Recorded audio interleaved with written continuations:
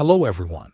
In this video, I will show you how to fix your Hue Bridge without using a direct Ethernet cable to your main router.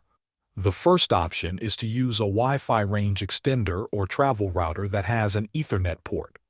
First, plug the extender or travel router into a power outlet near your Hue Bridge. Next, connect the Hue Bridge to the Ethernet port on that device using a standard Ethernet cable. Now you need to configure the extender or router. Open its settings page from your phone or computer. Set the device to client mode or bridge mode, then connect it to your home Wi-Fi network. The second option is to use a power line networking kit. This method sends your internet signal through your home's electrical wiring. Plug the first power line adapter into a wall outlet near your main router. Connect it to the router using an Ethernet cable. Then plug the second adapter into a wall outlet near your Hue Bridge. Connect the Hue Bridge to the second adapter with another Ethernet cable.